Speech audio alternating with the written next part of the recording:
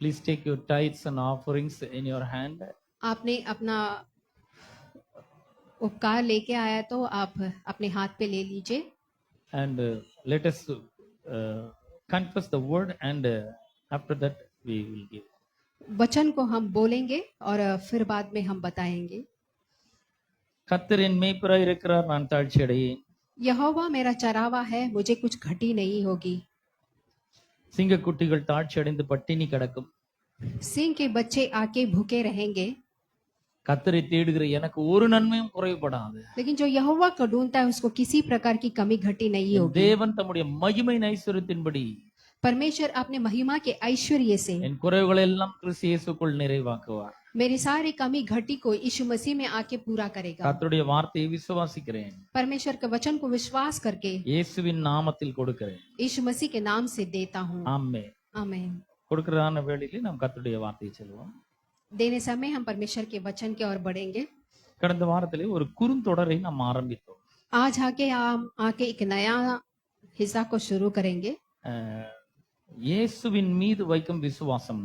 यीशु के ऊपर रखने वाला विश्वास। நாம் இயேசுவின் மீது விசுவாசம் வைக்கும் பொழுது என்னவெல்லாம் நடக்கும் என்பதை நாம் போன வாரத்திலே நாம் பார்த்தோம். अभी यीशु के ऊपर विश्वास रखने से जीवन में क्या क्या होता है वो हमने देखा था। இயேசுவின் மேல விசுவாசம் வைக்கும் பொழுது நமக்கு ஒரு குறைவும் இருக்காது. जब हम यीशु मसीह के ऊपर अपना विश्वास को रखते हैं तो हमें कोई कमी घटी नहीं होती है। யோவான் சுவிசேஷம் 6 அதிகாரம் 35 வசனத்திலே நாம் அப்படி வாசிக்கிறோம். யோहन्ना का किताब चैप्टर 6 वर्स 35 में இயேசு देखेंगे। அவர்களை நோக்கி, ஜீவ அப்பம் நானே, ஒருவன் என்னிடத்தில் வருகிறவன் ஒரு காலம் பசி அடையான், என்னிடத்தில் விசுவாசமா இருக்கிறவன் ஒரு காலம் தாகம் அடையான். यहोवा ने कहा है कि जीवन का रोटी मैं ही हूं करके। இரண்டாவது ஆசீர்வாதம் என்ன? दूसरा आशीष क्या है? அவர்கள் நித்திய ஜீவனை பெற்றிருக்கிறார்கள், மரணத்துக்கு அவர்கள் பயப்படுகிறது இல்லை. और वो आगे अनंत जीवन पाएंगे, उनको मौत के लिए डरने का जरूरत नहीं है। 40 வசனம் சொல்லுகிறது, குமாரனை கண்டு அவரிடத்தில் விசுவாசமா இருக்கிறவன் எவனோ அவன் நித்திய ஜீவனை அடைவதும் நான் அவனை கடைசி நாளில் எழுப்புவதும் என்னை அனுப்பினவருடைய சித்தமாய் இருக்கிறது. यहाँ पे जॉन 6:40 में कहता है, क्योंकि मेरा पिता का इच्छा यही है कि जो कोई पुत्र को देखे और उस पर विश्वास करे वह अनंत जीवन पाए और मैं उसकी अंतिम दिन फिर जिलाऊंगा। நாம் இயேசுவின் மீது விசுவாசம் வைக்கும் பொழுது மரணத்துக்கு பயப்பட மாட்டோம். तो जब हम यीशु मसीह के ऊपर अपना विश्वास को रखते हैं तो मौत के लिए नहीं डरेंगे। இயேசுவின் மீது விசுவாசம் வைக்கும் பொழுது நித்திய ஜீவனை நாம் அடைந்திருக்கிறோம். और जब हम यीशु मसीह के ऊपर विश्वास रखते हैं तो अनंत जीवन प्राप्त किए होते हैं। அஜய் இயேசுவை விசுவாசித்திருக்கிறார். अजय ने आके यीशु को विश्वास किया है, நித்திய ஜீவனை அவர் அடைந்திருக்கிறார். तो वो आगे एक अनंत जीवन को पा लिए हैं।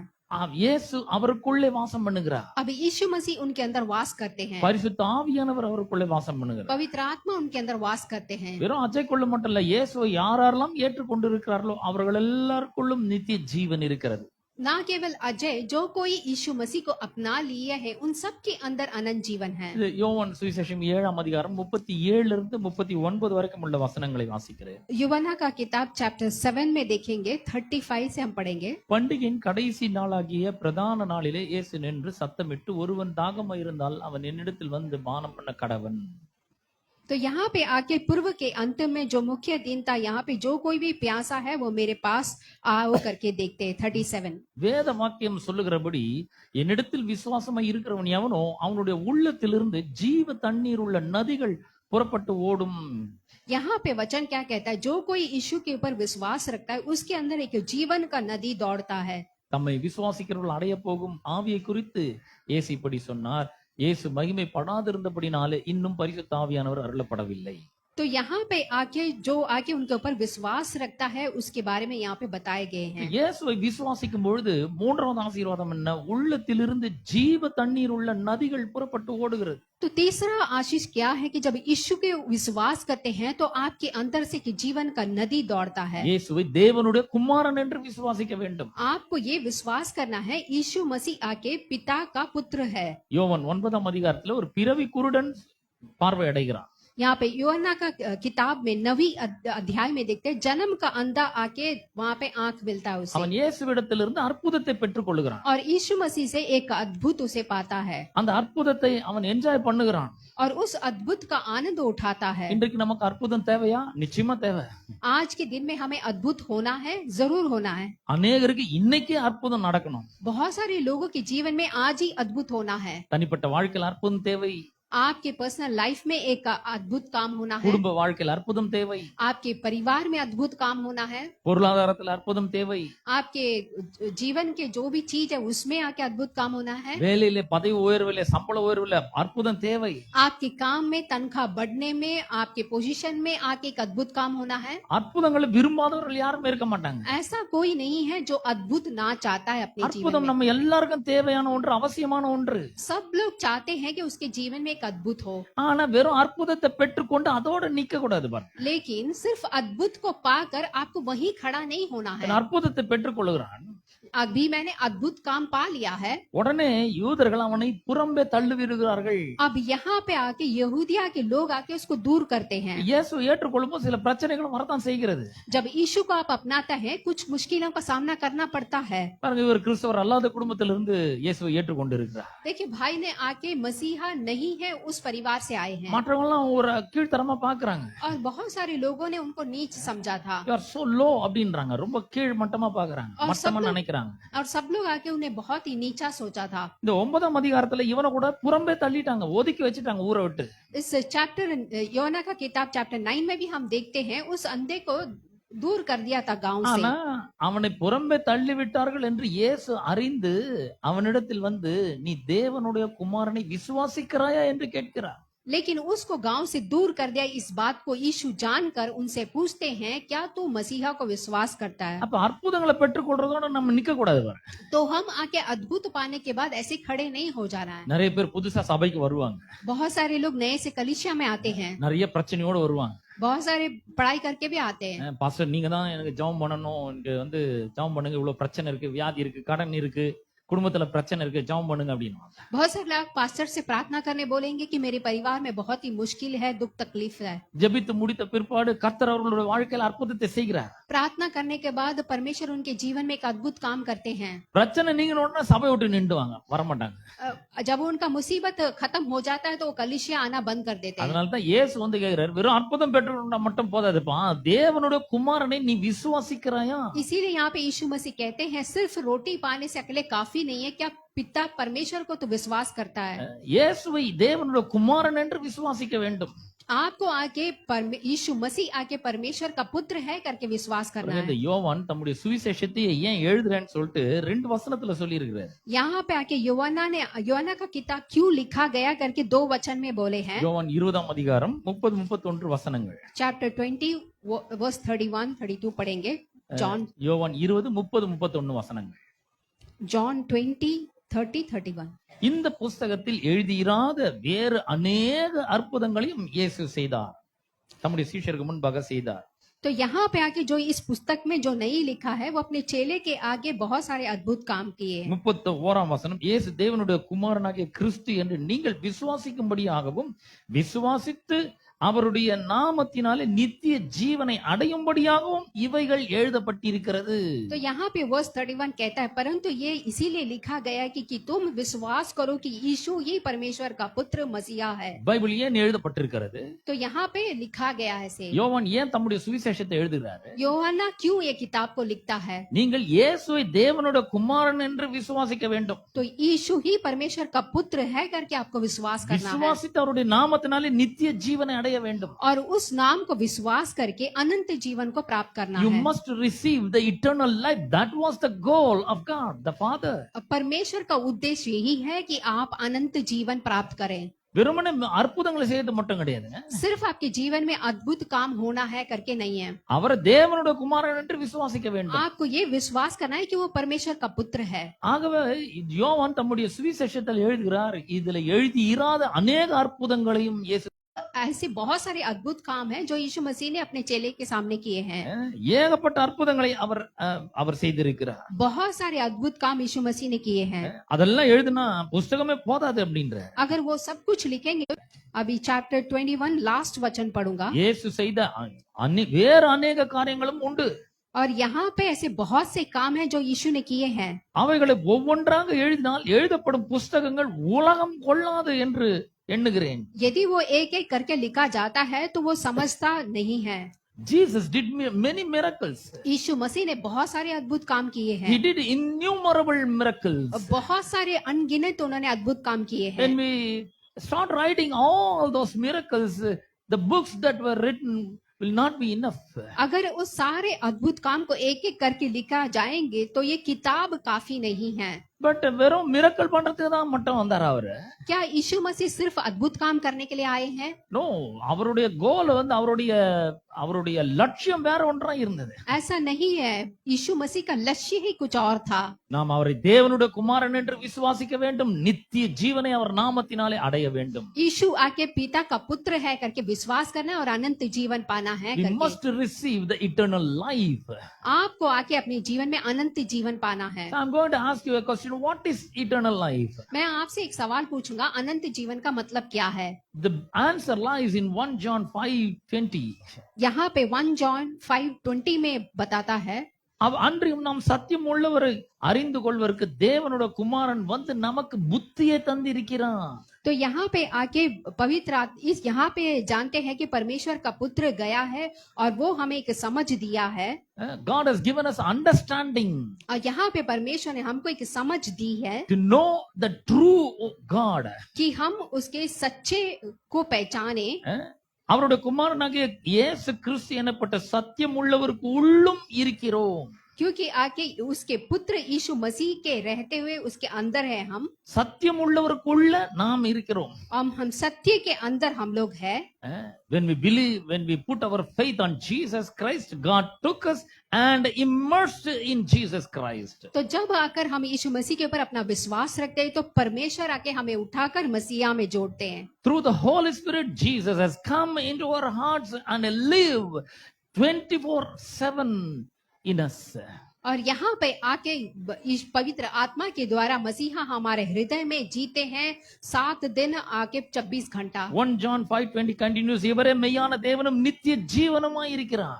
और यहाँ पे आके पहला जॉन में 5वें अध्याय में हम देखते हैं यही सच्चा परमेश्वर है करके। When we accept Jesus Christ as our Lord and Savior, we receive the eternal life who is Jesus Christ. जब आके हम यीशु मसीह को सच्चा परमेश्वर करके मानते हैं तो वो अनंत जीवन हम हमारा हृदय में ले लेते हैं। இங்கு உட்கார்ந்து இருக்கிறவங்க ஒவ்வொருவருக்குள்ளும் இயேசு கிறிஸ்து வாசம் பண்ணி கொண்டிருக்கிறார். यहाँ पे बैठे हुए हर एक भाई और बहन के अंदर आके यीशु मसीह वास करते हैं। இதை நாம் புரிந்து கொள்ள வேண்டும். और इस चीज को आपको समझ लेना है। So ஒவ்வொரு நேரமும் நாம் இதை புரிந்து கொள்ள வேண்டும். और हम लोग अपने जीवन में हर पल में इस बात को समझ लेना चाहिए। நாம் நம்முடைய வாழ்க்கையில சில தடைகளை சந்திக்கும் பொழுது, சில பிரச்சனைகளை சந்திக்கும் பொழுது இது ஞாபகம் வரணும். Jesus is living inside of me.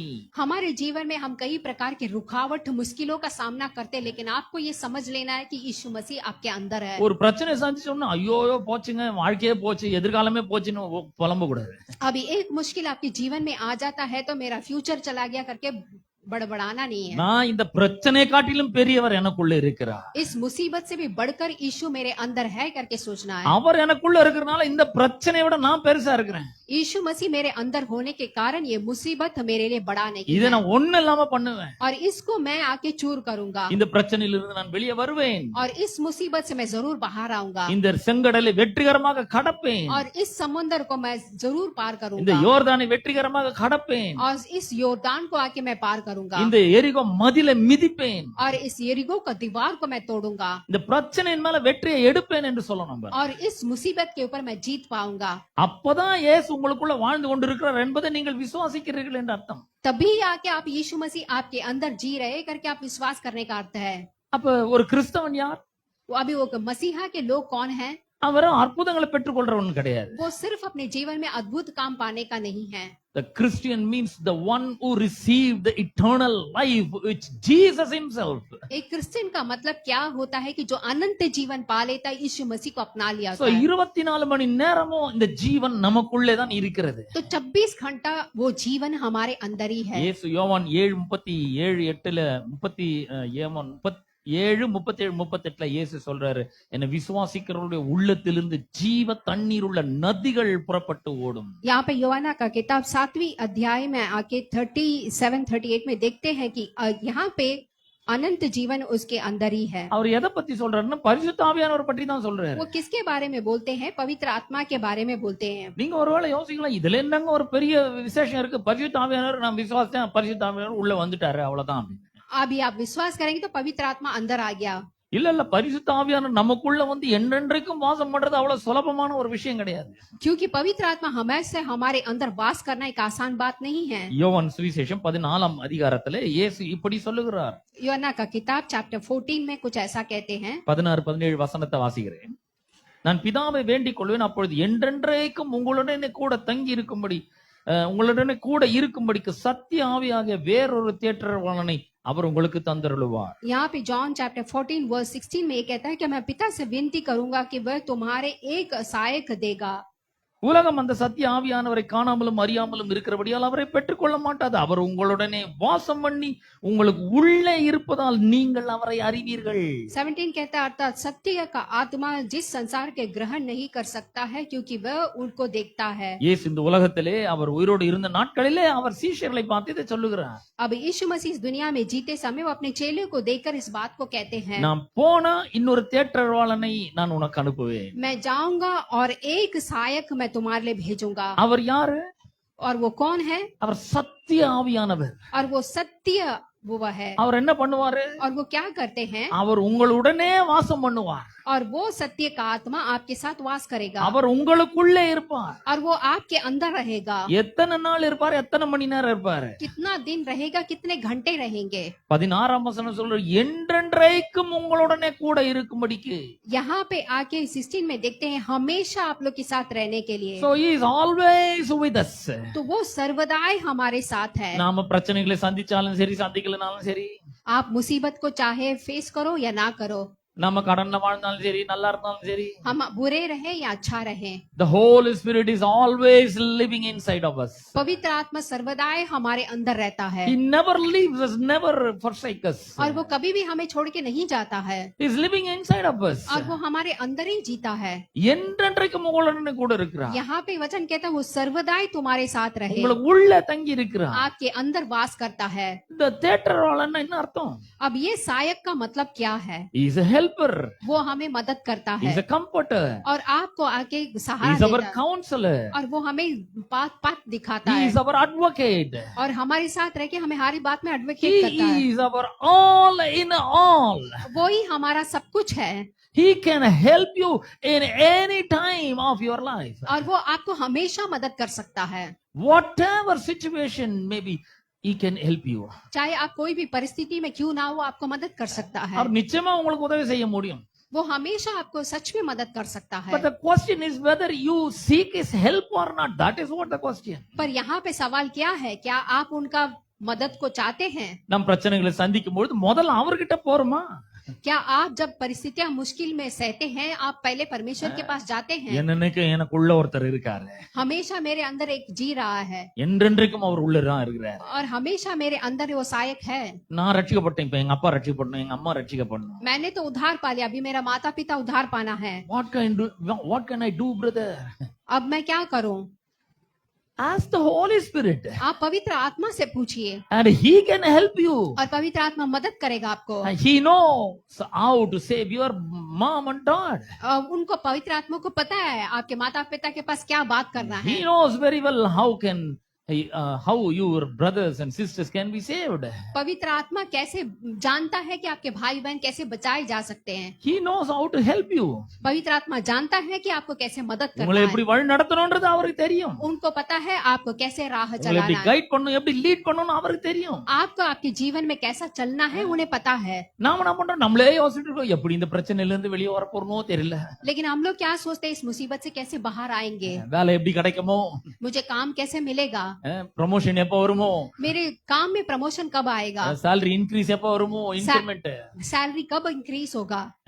நம்மளே யோசிச்சுட்டு இருக்கோம். हम लोग बस इसी सोच में पड़े रहते நம்ம हैं। என்ன பண்றோம்? ஏதாவது போய் செய்யறோம், நல்ல வேலை ஏதாவது ஒன்று போய் செய்யறோம். हम लोग क्या करते, कुछ ना कुछ करते रहते हैं। நான் சொல்றேன், Holy Spirit knows how to how to help you. मैं आपको बताता हूँ, पवित्र आत्मा को पता है आपको कैसे मदद करना है। So first thing, you need to seek the help of the Holy Spirit who is living inside of you. सबसे पहले आपको क्या करना है, पवित्र आत्मा जो आपके अंदर है उससे मदद मांगना है। இயேசு சொல்றார், என்னை விசுவாசிக்கிறவருடைய உள்ளத்திலிருந்து ஜீவ தண்ணீர் உள்ள நதிகள் புறப்பட்டு ஓடும் என்று சொல்லுகிறார். अब यीशु कहता है जो मुझ पर विश्वास करता है उसके अंदर से जीवन का नदी दौड़ेगा। Out of your belly the rivers of living water will flow. आपके हृदय से आके के जीवन का नदी आके दौड़ेगा। Has anything flow out of your belly? क्या आप लोग आके इस पे है? My dear sister and brothers, my dear brothers and sisters, the Holy Spirit like a river is flowing inside. मेरे प्यारे भाइयों बहनों, पवित्र आत्मा एक नदी के समान है जो बहता है। Jesus said, believe in me. वो कहते हैं कि मुझ पे विश्वास करो, So the rivers of living water will burst out from within you. ताकि कि ये जीवन का जो नदी है वो दौड़ कर बाहर आए। Yes, வந்து சும்மா லேசா அப்படி வரும் ஓடும், அந்த நதியே காஞ்சி போயிருக்கும், தண்ணி இருக்காது, சும்மா வறண்டு ஓடின்னு இருக்கும் சொல்ல. अभी यीशु मसीह आके हल्के से उस तरफ से आएंगे तो नदी सूख जाएगा। It will burst out वो आके एकदम उभरता हुआ बाहर आएगा वो पानी from within you, आपके अंदर से, flowing from your innermost being, just like the scripture says. और जैसे वचन कहता है एकदम वो दौड़ के बाहर आएगा। Burst out னா என்ன தெரியுமா அர்த்தம்? बर्स्ट आउट का मतलब क्या है पता आपको? பாருங்க, ஒரு கங்கை நதியில வந்து வெள்ளம் பெருக்கெடுத்து ஓடுதுன்னு வச்சுக்கோங்க. अभी एक नदी में आके बहुत तेजी से आ रहा है पानी, அதுக்கு முன்னாடி எதுவுமே நிக்க முடியாது. उसके आगे कुछ खड़ा नहीं हो सकता है। பெரிய பெரிய பில்டிங்லாம் அப்படியே தரையோட அடிச்சிட்டு போகும், அப்படியே बड़े बड़े बिल्डिंग को भी वो मार के चला जाता है, கார் அடிச்சிட்டு போகும், कार को धक्का मार के जाता பெரிய है, பெரிய ஷெட் எல்லாம் அடிச்சிட்டு போயிடும், அப்படியே बहुत बड़े बड़े शेड को खींच के जाता है, எல்லாத்தையும் அடிச்சிட்டு போயிடும் அது. वो भारी पानी सबको खींच के जाता है अपने साथ, Because it bursts forth. क्योंकि वो इतनी तेजी से बहकर आता அது है, கரை புரண்டு ஓடுகிறது, அது वो ऐसे ही तेजी से भागता है வெள்ளம் போல பெருக்கெடுத்து ஓடுகிறது. और बहुत सारी पानी के साथ वो दौड़ता है। பரிசுத்த ஆவியானவர் உங்களுக்கு ஹெல்ப் பண்ணும்படியாக உங்களுக்குள்ள இருந்து புறப்பட்டு வருகிறார். बिल्कुल उसी तरह पवित्र आत्मा आपको मदद करने के लिए उस नदी के जैसा बाहर உங்களுக்கு आता है। முன்னாடி இருக்கிற பிரச்சனை எவ்வளவு பெருசா இருந்தாலும் சரி, आपके सामने मुसीबतें कितना भी बड़ा क्यों ना हो, ஆவியானவர் வெள்ளம் போல வருகிறார். पवित्र आत्मा उसके सामने एक बहता तेजी पानी के समान आता है। ஆவியானவர் சுனாமி மாதிரி வருகிறார். पवित्र आत्मा सुनामी की तरह आता है எல்லா பிரச்சனைகளும் அவர் அடித்து செல்லுவார். और सारे मुसीबतों को वो अपने साथ लेके அவர் जाएगा உங்களுக்கு உதவி செய்வார். और वो आपको मदद करेगा, முன்னேறி செல்வதற்கு உதவி செய்வார். आपके जीवन में आगे बढ़ने के लिए आपको मदद करेगा। இஸ்ரவேல் ஜனங்கள் வாக்குத்தத்தம் பண்ணப்பட்ட கானான் தேசத்துக்குள்ள நுழைய வேண்டும். अभी इसराइल का जनता आके वादा किया वाला उस देश में जाना है। அந்த வாக்குத்தத்தம் பண்ணப்பட்ட தேசத்துக்கும் இஸ்ரவேலருக்கும் நடுவுல யோர்தான் என்கிற ஒரு நதி ஓடிட்டு இருக்கு. अब उस लैंड में जाने के बीच में योर्दान नदी आता है। என்ன பண்றது? அது ரெண்டு பக்கம் கரை புரண்டு ஓடுது, பெருக்கெடுத்து ஓடுது வெள்ளம். अब वो लोग क्या कर सकते हैं, दोनों साइड में बहुत पानी तेजी से जा रहा है। கர்த்தர் சொல்றாரு, உடன்படிக்கை பெட்டி சுமக்கிற ஆசாரியர்களோட உள்ளங்கால் அதுல பட்டோடனே ரெண்டா பிரியும். जब आकर वहां के लोग आके बड़े बड़े लोग अपने पांव रखते तो नदी दो भाग में हो गया। பிரச்சனைகள் கண்டு நீங்க பயப்பட வேண்டிய அவசியம் இல்ல. मैं आपसे कहता हूँ मुसीबत को देख के आप लोग को डरने की உள்ள जरूरत नहीं। பரிசுத்த ஆவியானவர் இருக்கிறார். आपके अंदर पवित्र आत्मा वास करता है அவர் சுனாமி மாதிரி வெளியே வந்து எல்லாத்தையும் கிளியர் பண்றதுக்கு ரெடியா இருக்கிறார். और वो सुनामी के अंदर आपके अंदर से बाहर आकर सारी मुसीबतों को खत्म करेगा। You have to take a step and stamp on the banks of the river. आपको क्या करना, अपना पहला कदम उठा के रखना है। கால் எடுத்து வைக்கணும் பாருங்க. आप अपना पहला कदम उठा के रखना है। ஐயோ யோர்தான் இவ்வளவு புரண்டு ஓடுதுன்னு பயந்துட்டு இருக்க கூடாது. ऐसा नहीं देखना कि योर्दान का नदी आ रहा है, डरना नहीं है। நான் காலை வச்சா இழுத்துன்னு போயிடுமா நதின்னு யோசிக்க கூடாது. अगर मैं पाँव रखूंगा तो नदी मुझे खींच लेगा करके नहीं सोचना है। காலை வைக்கிற வரைக்கும் நதி பழக்கவே இல்ல. अभी पाँव रखने तक नदी आके दो भाग में नहीं हुआ, காலை வச்ச உடனே அது பழக்குது ரெண்டா. जब अपना पाँव रखा तो नदी दो भाग हो गया। அவர்கள் வெட்டாந்தரையாய் கடந்து வந்து வாக்குத்தத்தம் பண்ணப்பட்ட தேசத்துக்குள்ள நுழைகிறார்கள். और वो एकदम आके भूमि में चलकर आकर प्रॉमिस लैंड में आए थे। கர்த்தர் உங்களுக்கு ஏராளமான வாக்குத்தத்தங்களை கொடுத்திருக்கலாம். परमेश्वर ने आपके बहुत सारे प्रॉमिस वर्स दिए என் हैं। ஜனங்கள் நான் அளிக்கும் நன்மையினால் திருப்தி ஆவார்கள். परमेश्वर आकर अपने संतानों को एकदम तृप्त करेंगे। How you are going to possess that promise? और उस वचन को आप कैसे अनुभव करोगे? Take a step आप अपना पहला कदम उठा के by रखिए faith. और विश्वास के साथ कदम रखिए। Don't be afraid of the flood. आप आके तूफानों से डरिए मत। You just put your feet on the flood. आप सिर्फ विश्वास रख के अपना पहला कदम रखिए। ஒரு கால் அடி எடுத்து அந்த பிரச்சனையில வைங்க. आपके जीवन के मुसीबतों में अपना पहला कदम उठा के रखिए। எப்படி வைக்கிறது? आपको कैसा रखना है? வாய் திறந்து பேசணும். இந்த பிரச்சனை என்ன ஒண்ணும் பண்ணாது. आपको अपना मुंह खोल के बोलना है, ये मुसीबत मुझे कुछ नहीं कर सकता நான் है। முன்னேறி செல்வதற்காக தான் இந்த பிரச்சனை வந்திருக்கு. मैं आगे जीवन में बढ़ने के लिए ये मुसीबत मेरे सामने आया है। தாவீது ஆடுகளை மேய்த்து கொண்டு இருக்கிறான். देखिए दावीद आके बकरी चराता था, அவனை ராஜாவாக்கணும்ன்றது தான் கர்த்தருடைய திட்டம். लेकिन परमेश्वर का योजना क्या था कि उसको राजा बनाना है। எப்படி ஆகுது? அதுதான் கோலியாத் வச்சிருக்கிறாரு. अब कैसे बनाना है, उसी के लिए गोलियत आया था। பெரிய பிரச்சனை வந்த பயந்துடக்கூடாது. अभी बड़ा मुसीबत आया तो डर नहीं जाना ஒரு है। பெரிய பண பிரச்சனை வந்த உடனே பயந்துடக்கூடாது. அவ்வளவுதான் காலி நம்ப அப்படின்னு. अभी आके बहुत पैसे की मुसीबत आता है तो डर नहीं जाना है। அப்பதான் விசுவாசத்துல ஒரு ஸ்டெப் எடுத்து வைக்கணும். तभी आपको विश्वास के साथ एक पहला कदम रखना है। தாவீது என்ன பண்ணா? ஒரு ஸ்டெப் எடுத்து வச்சான். दाऊद ने क्या किया? अपना पहला कदम उठा के रखा। இந்த இஸ்ரவேல்ல தாவீதுன்னு ஒருத்தன் இருந்தான்னு சொல்லல, இஸ்ரவேல்ல தேவன் ஒருவர் இருக்கிறார் என்பதை ஜனங்கள் அறிந்து கொள்ள வேண்டும். अब इस्राएल में आके दाविद है करके नहीं जाने, परमेश्वर उसके साथ है करके जाने थे। நமக்கு ஏன் பிரச்சனைகள் வருகிறது? हम लोग को मुसीबत क्यों आता है? தேவன் ஒருவர் இருக்கிறார், காப்பாற்றுகிற தேவன், அன்புள்ள தேவன், தயவுள்ள தேவன், கிருபை காண்பிக்கிற தேவன் ஒருத்தர் இருக்கிறார்னு இந்த உலகத்தில் இருக்கிற மக்கள் அறிந்து கொள்ள வேண்டும். हमें क्यों मुसीबत आता है कि परमेश्वर अनुग्रह से भरा हुआ परमेश्वर हमारे साथ है करके इस दुनिया के लोग जानने के लिए। பாருங்க, தாவீது போய் ஒண்ணும் சண்டை போடல. देखिए दाविद जाके उसने झगड़ा नहीं किया। தாவீது கவன்ல கல்ல வச்சு அடிக்கிறான். दाविद सिर्फ अपने आके पत्थर उठाया। அவனு தெரிஞ்ச வித்தைய காட்டுறான். அவன் वो उसको जो मालूम है वो काम उसने दिखाया। சவுல் ராஜா வந்து அந்த அந்த ராணுவ உடைகள் எல்லாம் போடுறான். साउल राजा ने आके उसको सारा वो दिया था युद्ध के लिए कपड़े। தாவீது சொல்றான், சின்ன வயசுல இருந்து எனக்கு இந்த அபியாசம் எல்லாம் எனக்கு இல்லங்க அப்படின்றான். अब दाऊद कहता है कि छोटे से मुझे ये कपड़ा पहन के आदत नहीं है I'm not used to this. और मुझे ये कपड़े पहन के आदत नहीं है। அவனுக்கு என்ன தெரியுமா? அதை வச்சு போறான் அவன். अब दाऊद को जो पता है उस चीज को रख के वो जाता है। அவன்கிட்ட என்ன, கர்த்தர் மட்டும் கூட இருக்கிறார், அவ்வளவுதான். दाऊद के पास क्या था? उसके पास सिर्फ परमेश्वर था। கர்த்தர் அவனுக்கு துணை நிற்கிறார். परमेश्वर उसके साथ था। அவன் கவன்ல கல்ல வச்சு எரியறான் பாரு. वो आके अपने पत्थर को लेके वो फेंकता है। அடிக்கும் போது கோலியாத்தினோட நெத்தியில போய் கல்லு பதியுது. अब वो पत्थर जाके गोलियत के माथे में लगता है। அவ்வளோ பெரிய ராட்சதன் இவ்வளோண்டு கல்லுலயா விழுந்தான் கீழே. इतना बड़ा गोलियत क्या छोटे से पत्थर से गिरेगा? David slain Goliath by his faith. क्योंकि वो आके गोलियत को विश्वास से उसने मारा। விசுவாசத்தின் மூலம் அந்த ராட்சதனை ஜெயித்தான். उसने विश्वास के साथ आके उसको जीता।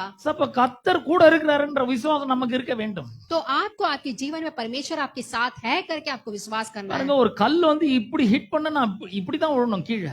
देखिए अगर एक पत्थर माथे में लगता है तो पीछे ही गिरना है। ஆனா வேதம் சொல்லுகிறது கோலியாத் தலை குப்புற விழுந்தான். लेकिन वचन कहता है गोलियत मुंह के बल से गिरा। பின்னாடி இந்த ஆண்டவர் ஒண்ணு போட்டார், பொடர் இல்லையே. पीछे से आके परमेश्वर ने माथे पे पीछे डाला। தமிழ்ல சொல்லுவாங்க, கழுத்தா மட்டம் மேலே போடுற மாதிரி. तमिल में बोलते हैं गले में एक लगाऊंगा। ஆண்டவர் அந்த மாதிரி போட்டார். परमेश्वर ने उसको वैसा मारा। யாழ்கிட்டயா நீ பிரச்சனை பண்ற? तू किसके पास आके आ रहा है करके। விசுவாசிக்கும் பொழுது கர்த்தர் துணை நிற்கிறவராய் இருக்கிறார். जब आप विश्वास करोगे तो परमेश्वर आपके साथ खड़ा So रहेगा। put your faith in Jesus Christ. इसीलिए आप मसीहा के ऊपर अपना विश्वास को डालिए। When you believe in Jesus Christ, the rivers of living waters will flow, burst out from within you. जब आप यीशु मसीह के ऊपर अपना विश्वास को रखते हैं तो वो जीवन का नदी आपके अंदर से बाहर दौड़ता So है। இந்த நதி என்ன மாதிரி ஒரு நதி? अब ये नदी कैसा नदी है? இந்த நதி பாயறதுனால நமக்கு என்னெல்லாம் நடக்கும்? अब ये नदी आके जाने से कैसे क्या क्या होगा? எசேக்கியேல் 47ஆம் அதிகாரத்துல ஒரு நதியை பற்றி சொல்லப்பட்டிருக்கிறது. एजेकियल की किताब में आके एक नदी के बारे में बताया गया है। நான் அந்த நதியை பத்தி வாசிப்போம். अब उस नदी के बारे में मैं पढ़ूंगा அப்ப இன்னும் கொஞ்சம் ரொம்ப நல்லா நமக்கு விளங்கும். तो ये हमें और भी पता चलेगा। பின்பு அவர் என்னை ஆலயத்தின் வாசலுக்கு திரும்பி வர பண்ணினார். இதோ வாசற்படியின் கீழ் இருந்து தண்ணீர் புறப்பட்டு கிழக்கே ஓடுகிறதா இருந்தது. ஆலயத்தின் முகப்பு கிழக்கு நோக்கி இருந்தது. அந்த தண்ணீர் ஆலயத்தின் வலதுபுறமாய் பலிபீடத்திற்கு தெற்கே பாய்ந்தது. अब वो नदी आके दौड़ता है, हम उसके बारे में वो देखते हैं। இந்த வசனம் முழுசா புரியணும்னு அவசியம் இல்ல. अब ये वचन को आपको पूरी तरह से आपको देखना है। தண்ணி எங்க இருந்து பாயுது? अब पानी आके कहाँ से दौड़ रहा है? ஆலயத்துல இருந்து பாய்கிறது, அவ்வளவுதான். और यहाँ पे कलीसिया से दौड़ता है।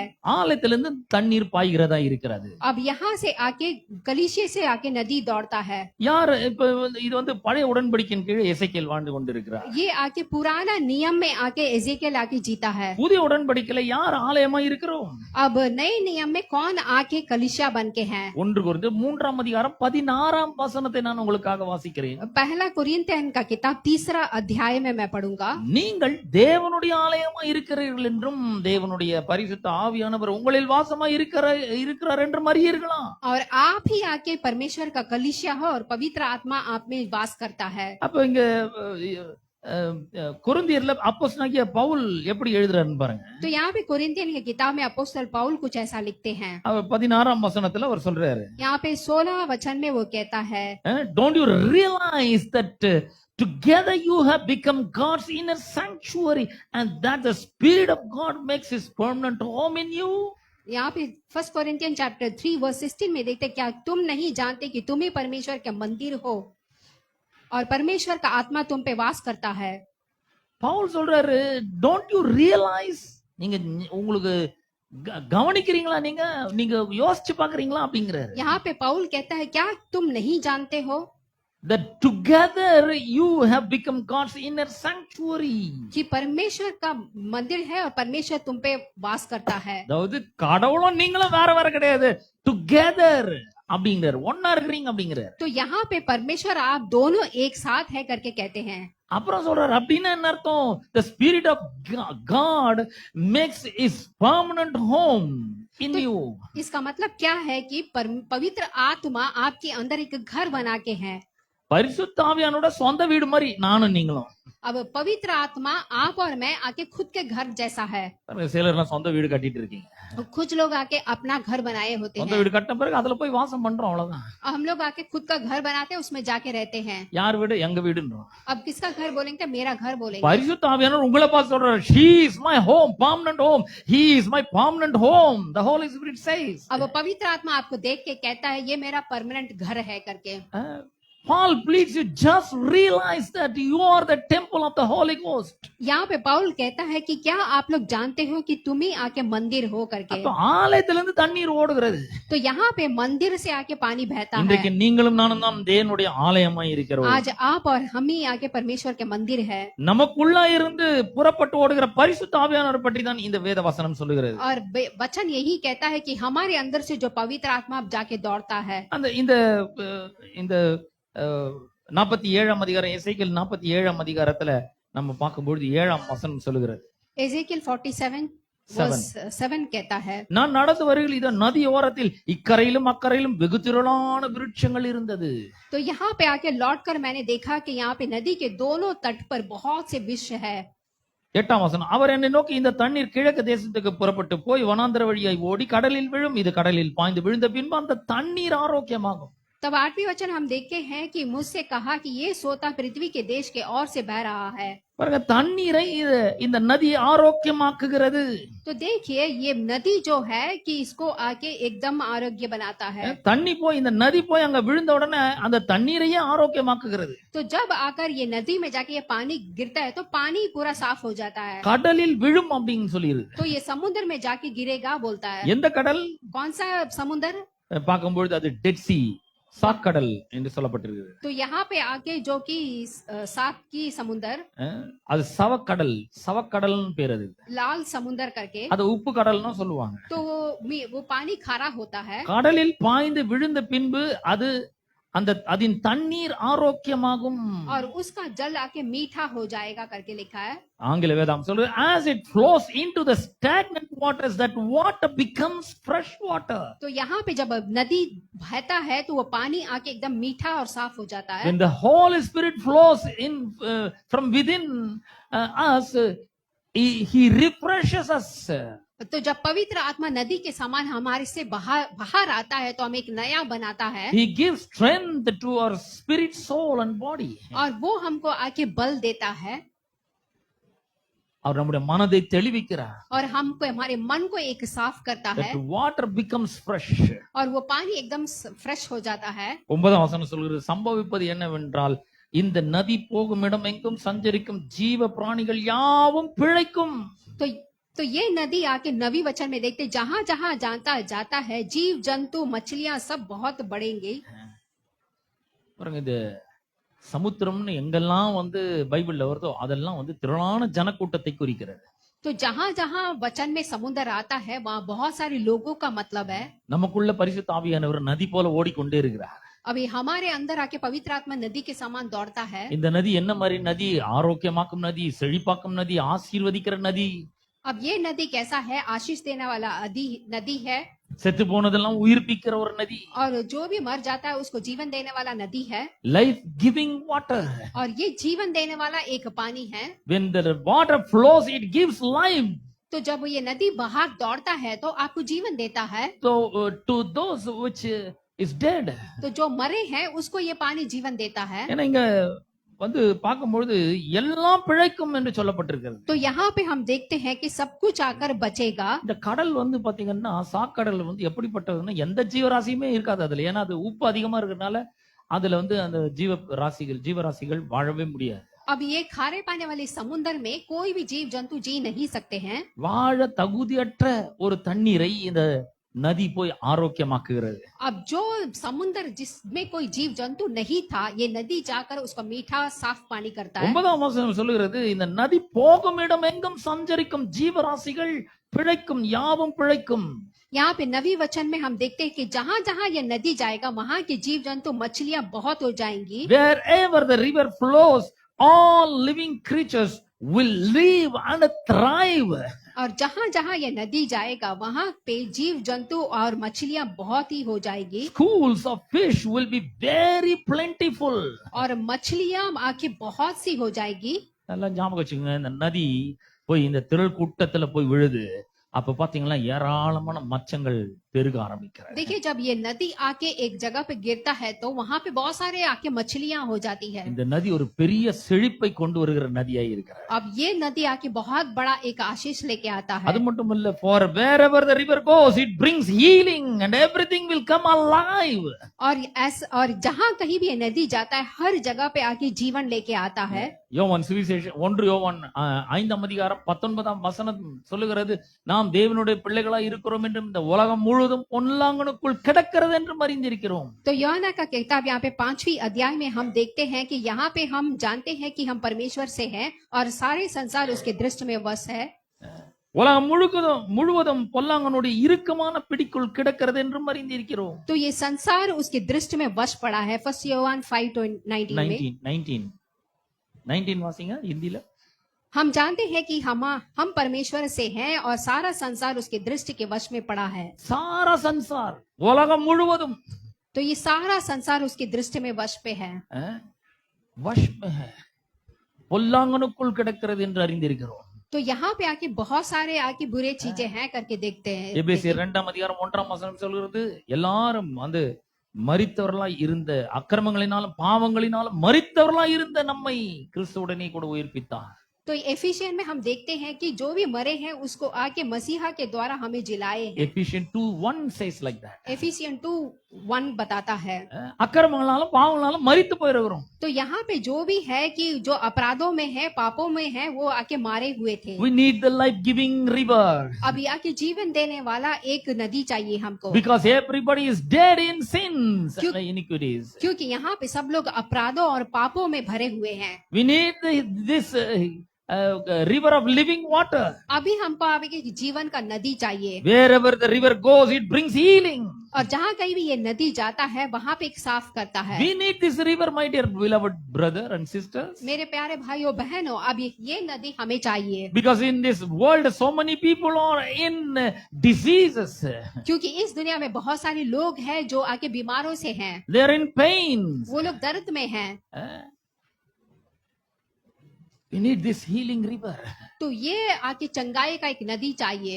The healing river is flowing inside of you. अब ये चंगाई का नदी आप सबके अंदर बह रहा है। How this river will go and heal somebody? अब ये नदी कैसा जाएगा, किसी को चंगा करेगा। When you go, the river goes with you.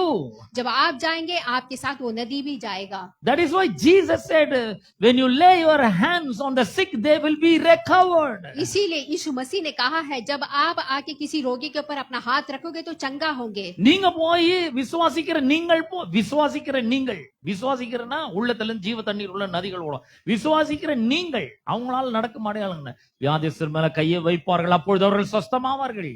आप लोग जो विश्वास करते हैं, जो आके रोगियों के ऊपर अपना हाथ रखते हैं, तो लोग चंगा होंगे। So realize when you go, the river is going with you. तो आप इस बात को समझ लीजिए, जब आप जाएंगे आपके साथ वो नदी भी When you जाएगा। open your mouth and you started speaking, the river flows through you. जब आप अपना जाकर अपने मुंह को खोल के बात करना शुरू करते हैं, तो आपके अंदर से वो नदी बाहर When you आता put है। your faith in Jesus Christ, you receive the eternal life. जब आप यीशु मसीह के ऊपर अपना विश्वास रखते हैं, तो वो अनंत जीवन आप पाते The हैं। Holy Spirit, you will become the permanent house of the Holy Spirit. तो आप लोग आके एक खुद का पवित्र आत्मा के लिए एक परमानेंट घर हो जाएगा, He lives with you forever. और पवित्र आत्मा हमेशा आपके साथ रहता है, He will never leave you. और वो कभी भी आपको नहीं छोड़ेगा। He always lives with you. वो पवित्र आत्मा हमेशा आपके साथ रहता So है। when you go to your home, He is coming with you. तो जब भी आप कहीं भी जाए, पवित्र आत्मा आपके साथ ही आता When है। you speak with your friends, He is flowing from you. जब आप अपने दोस्त के साथ बात करते हैं, तो वो आपके सब बाहर आता है। When you touch a person who is having pain, He will flow through you like a healing river. जब आप किसी दर्द से भरे हुए इंसान को छूते हैं, तो उसको आके नदी के समान पवित्र आत्मा बाहर They'll आता be है, healed. तो वो चंगा पाता है। Not because you touched them. इसलिए नहीं कि आपने उसको छुआ है, The healing river is flowing through you and touches them. क्योंकि आपकी चंगाई का जो नदी है आपके द्वारा जाकर उनको छूता है। I'm going to show you some scriptures. मैं for आके that. कुछ वचन आपको पढ़ना चाहूंगा। John chapter 3 verse 34. John chapter 3 verse 34। தேவனால் அனுப்பப்பட்டவர் தேவனுடைய வார்த்தைகளை பேசுகிறார். தேவன் அவருக்கு தமது ஆவியை அளவில்லாமல் கொடுத்திருக்கிறார். तो यहाँ के जिस परमेश्वर ने भेजा हुआ परमेश्वर को भाते कहता है, क्योंकि वे आत्मा नाप नाप कर नहीं देता। இத கூட யோவான் தான் எழுதுகிறார். यहाँ पे योवा लिखता है, அவர் சொல்றாரு தேவனால் அனுப்பப்பட்டவர். யார் அவரு? कि यहाँ परमेश्वर ने भेजा है। कौन है वो? இயேசு கிறிஸ்து. यीशु मसीह है। தேவனால் அனுப்பப்பட்டவர் தேவனுடைய வார்த்தைகளை பேசுகிறார். अब परमेश्वर के द्वारा भेजा हुआ लोग परमेश्वर के बातें करते हैं, தேவன் தம்முடைய ஆவியை அளவில்லாமல் அவருக்கு தந்திருக்கிறார். और परमेश्वर ने अपने आप को अपने आत्मा को बिना नापे दिया है। அப்ப தேவனால் அனுப்பப்பட்டவர்னா என்ன தெரியுங்களா? तो परमेश्वर के द्वारा भेजा हुआ माने कौन है? நான் ஆங்கில வேதாகமத்தில் வாசிக்கிறேன், டக்குன்னு உங்களுக்கு புரிஞ்சிடும். मैं इंग्लिश में पढ़ता हूँ, आपको समझ में आएगा। நாம இது வந்து வெறும் இயேசுக்கு மட்டும் தான் பொருந்தும்னு நினைக்கிறோம். ये हम सोचते हैं ये वचन सिर्फ यीशु के लिए जमेगा। I'm going to read verse 34. यहाँ पे मैं 34 आपको अंग्रेजी में पढ़ूंगा। John 3:34. 3:34। The one whom God has sent to represent him will speak the words of God. तो यहाँ पे परमेश्वर ने जिस एक को भेजा वे परमेश्वर की बातें करता है। So when you speak what God has said, you will become the representative of the word of God. तो जब आप परमेश्वर ने जो बातें बोला है बोलेंगे, तो आप परमेश्वर के ओर से भेजे गए जैसे हो When जाएंगे। you speak what God says, you will become you are representing God. जब परमेश्वर के वचन को जब आप बोलेंगे, तो आप परमेश्वर को उनको दिखाते हैं, Because God has poured out upon him the fullness of the Holy Spirit without limitation. क्योंकि आके परमेश्वर ने आके अपने आत्मा को नाप नाप कर नहीं देता, पूरी तरह से दिया है। So உங்களுக்குள்ள இருக்கிற பரிசுத்த ஆவியானவருக்கு எல்லையே கிடையாதுங்க. तो आपके साथ जो पवित्र आत्मा आपके साथ है, उसके लिए कोई नाप नहीं அவர் है। சாதாரண கோல்டையும் குணமாக்குவார், கேன்சரையும் குணமாக்குவார். वो आके छोटे से बीमारी को भी चंगा करेगा, बड़ा से भी He करेगा। is the limitless Holy Spirit. उसके पवित्र आत्मा को कोई लिमिट ही नहीं है। He can do any miracle. पवित्र आत्मा कुछ भी अद्भुत काम कर He सकता can है, transform anybody. और किसी के जीवन को भी बदल He सकता है, can change anybody's heart. और किसी के हृदय को भी बदल सकता है, No matter who they are. चाहे वो कोई भी क्यों ना हो। If you speak the word of God, you will become the representative of God. जब आप परमेश्वर की बातों को करेंगे, तो आप परमेश्वर के ओर से आप होंगे। God has poured out His परमेश्वर- Holy Spirit. परमेश्वर ने fullness. पवित्र आत्मा को पूरी तरह से आपको डाला है। Jesus was full of the Holy Spirit. यीशु मसीह आके एकदम पवित्र आत्मा से भरे हुए थे। He is walking on the streets. अब यीशु मसीह आके गली में चलते हैं। One lady realizes that he was heard about Jesus Christ. अब एक स्त्री को पता चला कि यीशु मसीह उस जगह से आ रहे हैं। If I go and touch the hem of his garment, I will be healed. वो सोचती है, अगर जाके मैं मसीहा के कपड़े के कोनों को छूंगी तो मैं चंगा हो जाऊंगी। What a faith! तो देखिए उसके विश्वास को देखिए। Jesus didn't do anything. उसने जाके सिर्फ परमेश्वर यीशु मसीह के कपड़े को छुआ। As soon as she touched the hem of his garment, the river flows. जब उसने आके यीशु मसीह के कपड़े को छुआ तो नदी आके उससे बाहर आया Healing flows और वो आके बाहर आने लगा। through him. यीशु मसीह के பாயும் परिवार में आके सुख समाधान नदी के जैसे दौड़ेगा சந்தோஷ நதி பாயும் और खुशी का एक नदी दौड़ेगा। ஆசீர்வாதம் நதி போல பாயும் आशीष नदी के जैसे दौड़ेगा। செழிப்பு நதி போல பாயும் और यहाँ पे आके सफलता आके नदी के जैसे दौड़ेगा। இந்த நதி உங்களுக்குள்ள இருக்கு. अब ये नदी आप सबके अंदर है। Just realize that. आप सिर्फ इस बात को समझ के देखिए। பிரச்சனைகளை சந்திக்கும் போது உள்ள இருக்கிற நதி ஞாபகம் வரட்டும். जब आप मुसीबतों को आके फेस करेंगे तो ये पवित्र आत्मा नदी के जैसे बाहर आएगा। அந்த நதியை திறந்து விடுங்க போதும். उस नदी को सिर्फ आपको खोल के छोड़ना है। எப்படி திறக்கிறது? कैसे खोल के छोड़ना है? பாருங்க நிறைய டேம் இருக்குங்க. நம்ம இந்தியால நிறைய டேம் இருக்கு. अब देखिए बहुत सारा डैम है भारत में। டேம் ஃபுல் ஆயிடுச்சுன்னா என்ன பண்ணுவாங்க? பெரிய பெரிய வீல் வச்சு திறப்பாங்க, ஓபன் பண்ணுவாங்க. अब डैम फुल हो जाएगा तो क्या होगा? बड़े बड़े व्हील रख के उसको खोलेंगे। நாம என்ன பண்ணணும்? இந்த டேமை திறக்கணும். हम लोग क्या करना है? इस डैम को खोलना है। தேவனால் அனுப்பப்பட்டவர் தேவனுடைய வார்த்தையை பேசுகிறார். தேவன் அவருக்கு தம்முடைய ஆவியை அளவில்லாமல் தந்திருக்கிறார். अब परमेश्वर से भेजे गए लोग आगे परमेश्वर के बातों को करते हैं। சோ நம்ம பேசும்பொழுது தேவனுடைய வார்த்தையை பேசும்பொழுது ஆவியானவர் சுனாமி மாதிரி புறப்பட்டு செல்லுகிறார். तो जब हम परमेश्वर के बातें करते हैं तो पवित्र आत्मा आके सुनामी की तरह बाहर आएगा। சுகமாக்குகிறார், ஜீவனை கொடுக்கிறார், ஆசீர்வாதத்தை கொடுக்கிறார், செழிப்பை தருகிறார். चंगा करते हैं, आशीष देते हैं, बहुत सारी सफलता देते हैं எல்லாவற்றையும் தருகிறவர். और सब कुछ आपको देगा। உள்ள இருக்கிற நித்திய ஜீவனை ரிலீஸ் பண்ணுங்க. तो इसीलिए आप अंदर जो अनंत जीवन है उसको आपको बाहर भेजना है। நீங்க மட்டும் இல்ல, உங்களை சுற்றி இருக்கிறவர்களும் பிழைப்பார்கள். आप अकेले नहीं, आपको घूम के जो भी है सब लोग चंगा पाएंगे।